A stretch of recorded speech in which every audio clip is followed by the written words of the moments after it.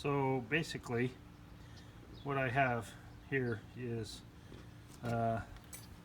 brake caliper change that I'm going to do. I've learned a long time ago that people don't lube the tubes.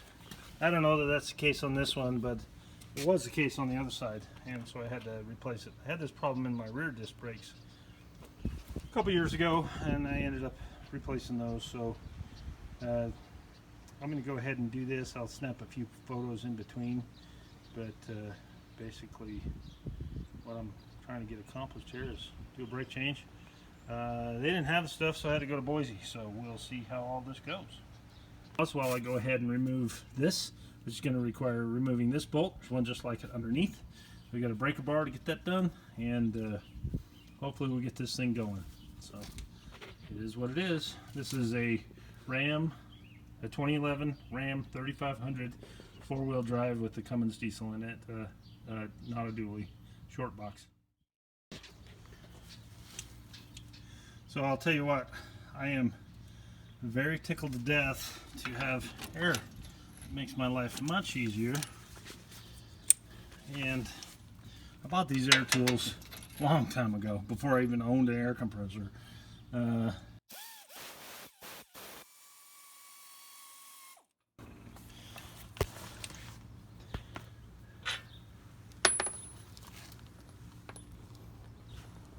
Stay.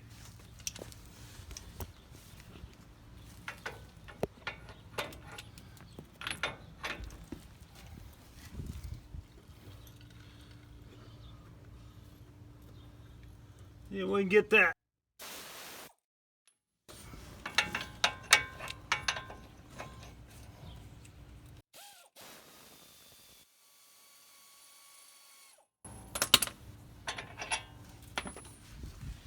I know one thing, I stink. I smell like a sweaty horse.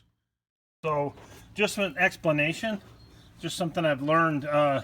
Make sure you get the correct side on the right side.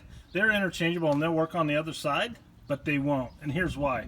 This is the brake bleed valve right there. You can compress all day long if your bleed valve's down here on the bottom, and it'll compress that air. But then your brakes are going to get soft. You have to bleed from the top because the air is going to come from the top.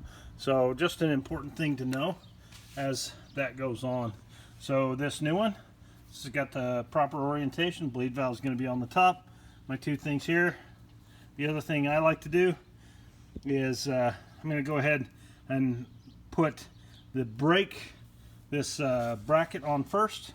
So I'll disconnect these and put this bracket on first, and then I'll turn around and put this piece on. So I like to have a piece of wire so I can wire this up over here without it. So I can wire this over here out of the way so I can work on this prior to that. That's one of the things I like to do.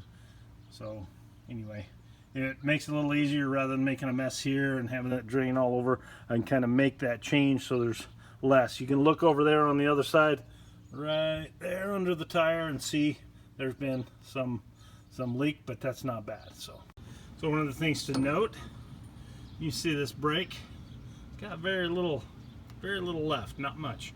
So it was due to be done.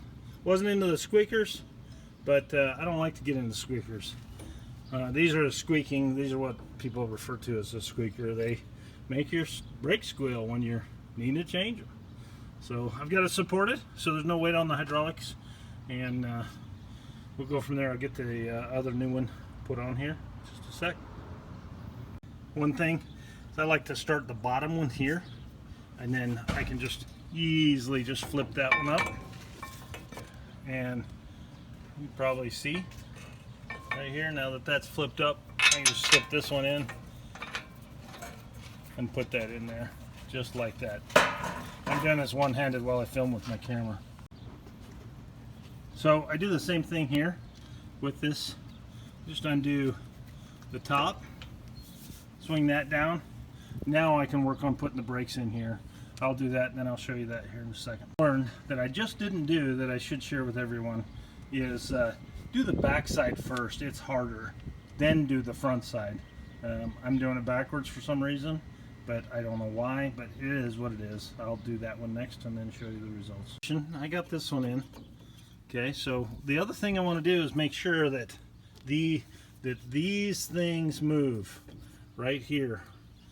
And I know they're moving, and I've checked them. They're lubricated both very well, so that stops if, and that's exactly the problem that caused me to replace these on the other side. But I'm a firm believer, if you're going to replace one, you need to replace them both. In general, if you inspect them and they're in good shape, you don't need to replace this whole caliper. Now you go to somebody like Les Schwab or some other tire and brake place, they won't touch your brakes unless they replace the entire thing. So this whole brake job right now, before I get my core charge back on these, I'm into it about 280 bucks, and I'm going to probably get back maybe about another $90 off the core charge from everything that's going back. But these, they're not necessarily bad, but the brakes were bad. If I'm going to replace one caliper on the front, I want them to both perform equally, so I replace them both, because you're braking the same on both sides. You don't want to be pulling off the road. So anyway, this swings right back up, just like this. Goes right in, just like that. I'm doing it one-handed. Pretty cool. Then